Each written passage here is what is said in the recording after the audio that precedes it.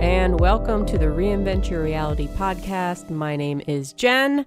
Welcome to episode 10. It's been a little bit since I've done a podcast here, so I'm happy to be back, happy to have you listening in, where today we're going to talk about another juicy subject and something that I thought was a good thing to talk about today. So we're going to talk about something called the shadow self. And I know this sounds really ominous. It sounds very scary. It sounds like ghosts and goblins and all kinds of creepy stuff that you'd see in a horror movie, right? Well, or on the other hand, it sounds like something that you see outside when it's a sunny day and you look down and there's your shadow.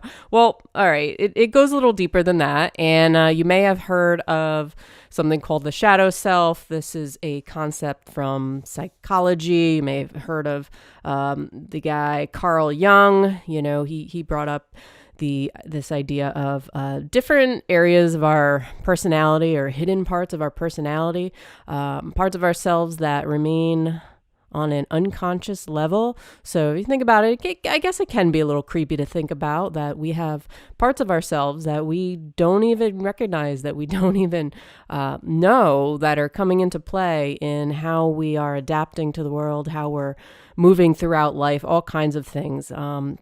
Why we do what we do, why we are in have things like where we're self-defeating and all these issues that we face in our life, or areas where we feel stuck or held back. You know, it's because of us not being able to integrate this shadow part of ourselves. So we're going to talk about it a little bit. And so the best example I can give you, if you've ever seen the movie Dr. Jekyll and Mr. Hyde, and, you know, Dr. Jekyll is a well-respected doctor, and he has these underlying evil urges. And what he does, he creates some kind of serum, and which he thinks will keep these urges at bay and, you know, keep them suppressed down inside of him. So you could relate this to like our emotions and how we often suppress our negative emotions or things that we don't really want to feel. We push them down, push them down, push them down. So what happens is this kind of backfires on the guy, and this Mr. Hyde comes out, which is his, I guess you could call like an evil twin, but the evil side, the darker side of his personality comes out.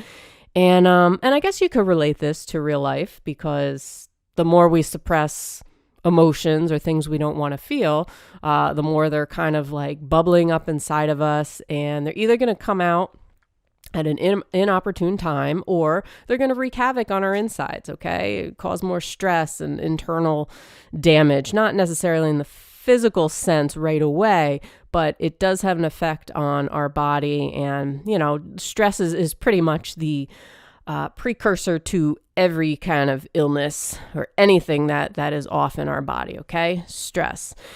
So, so basically, you know, this movie, Dr. Jekyll and Mr. Hyde, is a good example of something called the shadow self. And it may be an extreme example, because we're not going to turn into monsters. We're not going to go around like ogres and transform into something crazy. But we have to learn to integrate the positive and the negative parts of ourselves. And actually, I don't want to say positive and negative, because there's no such thing. That is actually part of our shadow self that has these rigid beliefs or these dogmas that there is such thing as good versus bad, or, right and wrong, these very black and white type sides of the spectrum. But really, we're whole, we're complete, we're the yin and yang. You can't have one without the other. I say this in every single podcast that I do. So you can't be just all love and light all the time without sometimes, as a human being, having these darker parts show up. But the thing about the shadow self, the difference between what I'm talking about here and just normal negative emotions that we don't want to feel, that we just kind of stuff down, because, you know, we all do that from time to time. These are parts of ourselves that remain hidden. So parts of our personality that remain on an unconscious level. And that is why sometimes they're they're undetected by us. We just think that this is the way we are, this is how we react, or we don't even think about it at all. And, it's I'll use the example of whenever we settle for second. Well, why do we do that? What is the underlying meaning behind it? Is it just the way we are? Well, no, it's some sort of underlying fear. So basically, a shadow part of ourself is protecting us in some way, and it's disguising something else. It's this underlying fear that we have, a lot of us. So number one, what I would say is this is how we can start to detect these shadowy parts of ourselves. Number one, what we see in others as flaws is usually a reflection. So what we see in others as flaws is usually because a part of us has the very exact same thing, has the exact same flaw or inferior quality or whatever we're projecting it to be. So if you're always triggered by somebody who is angry, then it may mean that you have some sort of repressed anger inside of you or something like that. So that is an example of that. So pay attention the next time you're triggered or the next time you are comparing yourself to somebody or you're criticizing somebody. Really break that down if you really want to get to know yourself. And this is why the shadow is important. I'm not just, here to talk about it. I brought it up because I've been kind of like on the DL a little bit lately from social media and things like that, taking a little break. I mean, I'll go on here and there, but not like crazy, because I know it gets in your head and it starts to, you start to compare yourself to other people and have these kind of self-defeating attitudes. So what I wanted to do for myself was kind of pick apart, why am I feeling a certain way, or why am I triggered in a certain way? Like, where is that coming from? And usually it's coming from something either early on we learned growing up, or it's something we pick up along the way in our subconscious, and it sticks with us and it makes us, keep eating when we want to lose weight, or it makes us defeat ourselves, or makes us be compliant, to certain things, or it makes us, be needy or something, or entitled in a certain way. And sometimes people use the darker side of their personality for their own gain without even necessarily realizing it. So it doesn't have to be a bad thing necessarily, but it's something we should pay attention to, because I think it all is in our benefit to know why we do certain things so that we can live a more balanced, happy life instead of always reacting to things or reacting to people. So again, look at what you see as flaws in other people and really pick that apart, okay? Because what you see as a flaw in somebody else may not see that because they don't have that shadow within them, okay? Number two, I wanted to bring up are dream state. So when we're talking about the unconscious here, I wanted to bring up dreams. And dreams are cool. They can be all over the place sometimes, but if you pick your dreams apart, your dreams can really, really help you interpret your shadows, because the dreams, when you're dreaming, you don't have any judgment, so there's no conscious brain getting in the way. So they can really help you interpret, and there's no need to be afraid of something like these emotions or your shadows or different parts of your personality. It's just who you are. So again, there's no right, wrong. There's no good, bad. There's no evil, or not evil, whatever, dark, light. I guess there's dark light. I don't know, but we have it all within us. So it's all within us. So the more you deny it or you keep it hidden, the more you're denying yourself. So if you can interpret and you can get to know these darker, I'm going to call them darker parts of the personality, or these hidden parts of your unconscious, the more you can use them for your benefit. You can use them in your relationships, not in the sense that you're trying to manipulate somebody, but you can use them in your relationships in that you understand how you're reacting more. You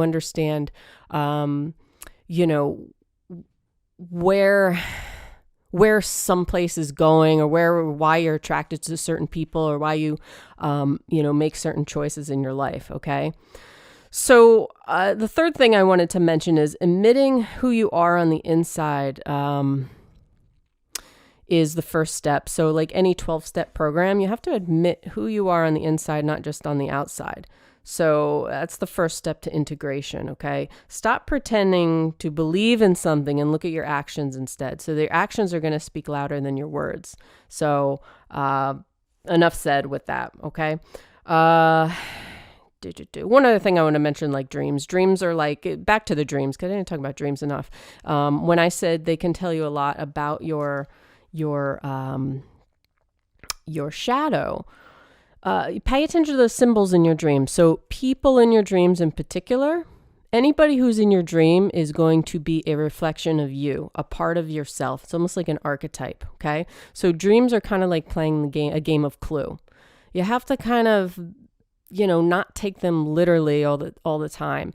If there's somebody in your dream, you may say, oh man, why was this person in my dream? Or why was this dog or cat or whatever, this monkey in my dream? Why was there a sloth in my dream? Well, you have to pick it apart and say, okay, this sloth, is a symbol for laziness or something. And maybe that's a reflection of how I've been feeling lately. Or, so you can really learn about your fears a lot from your dreams, but you have to pick them apart and pick each identical symbol out from them. So, if there's an animal, if there's a person, look at the person, what kind of figure, what kind of archetype is it? A mother, sister, brother figure, father figure, what is it? Okay. Where are you? Are you in a house? Are you outside? Are you in a field? Is it daytime? Is it nighttime? What's happening around you. So every little thing you can break down, and you can just Google the hell out of, dream. There's plenty of sites out there, what these dream symbols mean. And then at the end, kind of bring it together.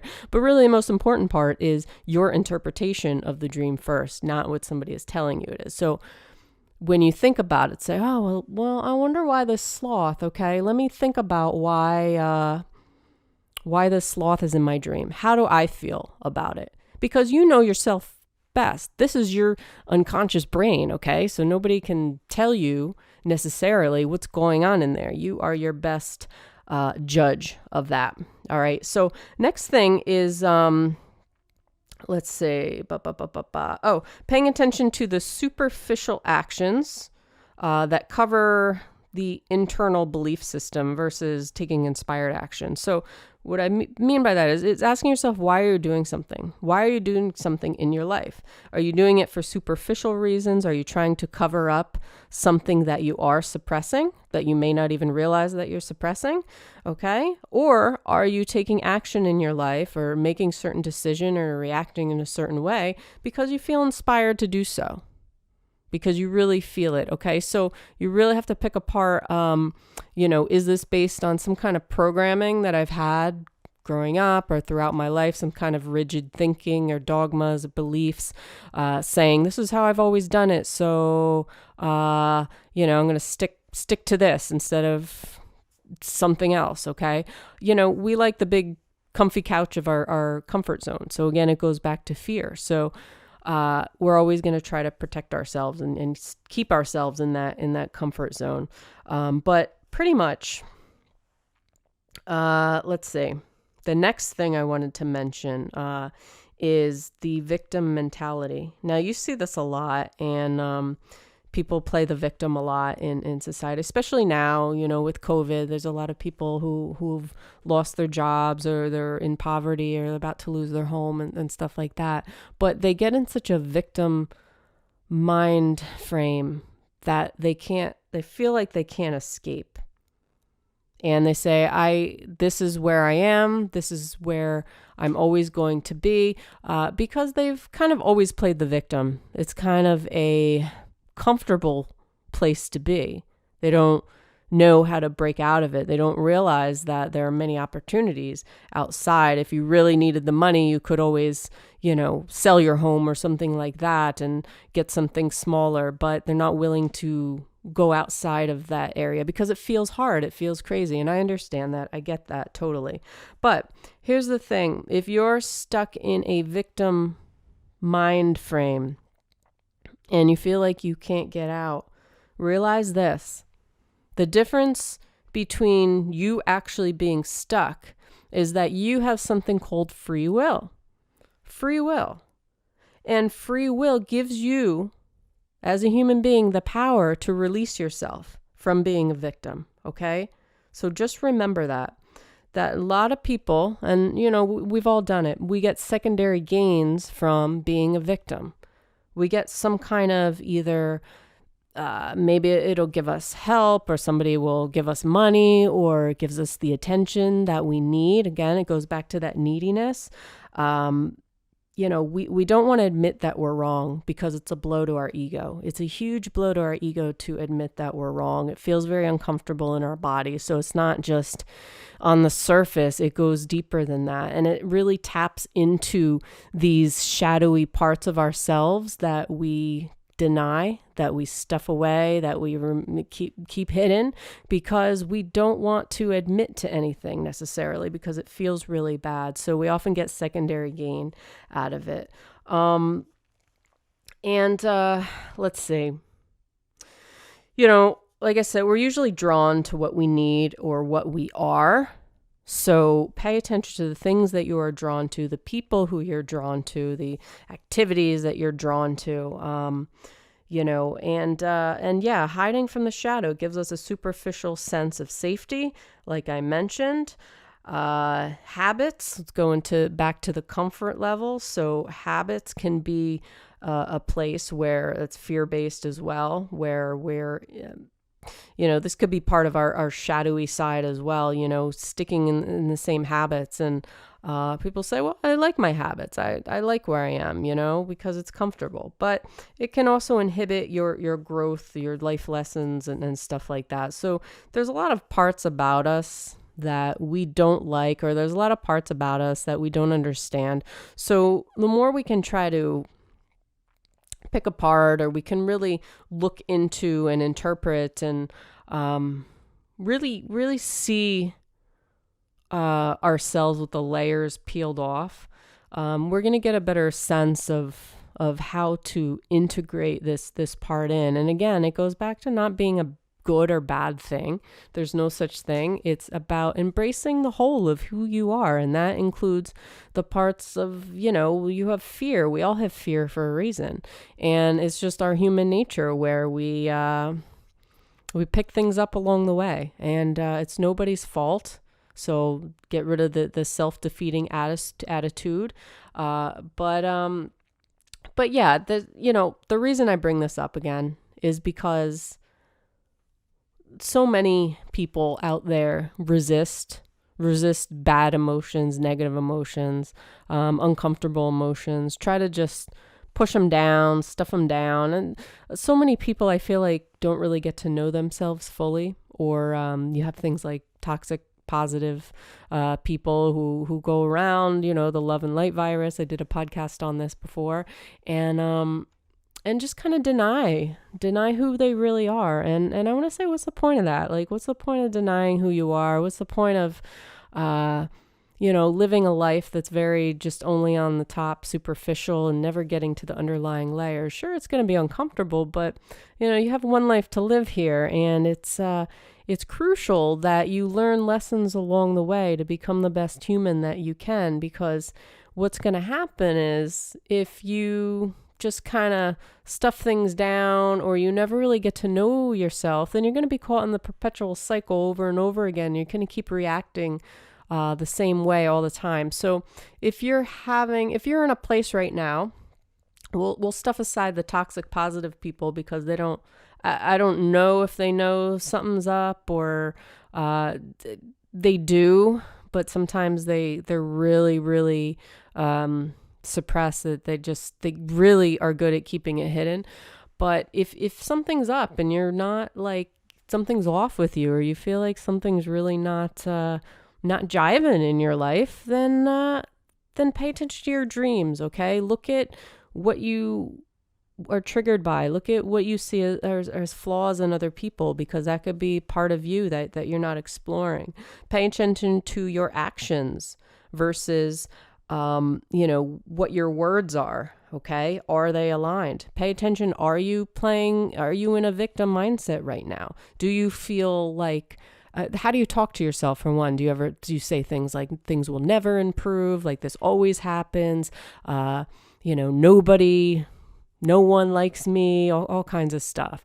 I'll never get far. Negative self-talk is really, really a big issue. And how we talk to ourselves does matter, believe it or not. It does matter. So, victimhood, pity party, being needy, these habits or a sense of entitlement, this rigid thinking, these dogmas, these can all be a part of our shadow that really affect how we move about in the world, okay? And integrating these darker bits in can make us whole again, can make us feel whole again. They're not bad. They may feel bad while you're facing them, while they're coming to the surface, while you're really exploring. You may say, oh, I don't like this. Well, you don't like it because you haven't really faced it. You haven't embraced it. It's part of who you are, so you might as well embrace it, right? You might as well channel it and turn that energy into something good for humankind instead of something that's just kind of festering within you. So that is all I wanted to mention today. By the way, did you know that there is a horror movie that came out in 1971 called Dr. Jekyll and Mr Hyde? Just a fun fact for you. I don't know if you knew that. But anyway, I'm curious to see it. I haven't seen it, but if you like horror flicks, just a word, check that out if you would. Other than that, thanks for listening in today. Like I said, I've been off the radar for a little bit. I've been writing again, so I'm working on my next book. So I've been getting that in every single week. And which reminds me, my first book, 12-Step Guide for the Self-Help Book Addict, is available now on Amazon, Barnes & Noble, online retailers. And so you can pick up a copy of that if you would, if you like books, if you are a self-help book addict or just a self-help addict in general, then this book is going to help you out. And check out my website, www.jenpalco.com for more information. It connects to my other podcast episodes, connects to my online store, connects to my YouTube channel where I put out videos every single week. So make sure you check that out as well.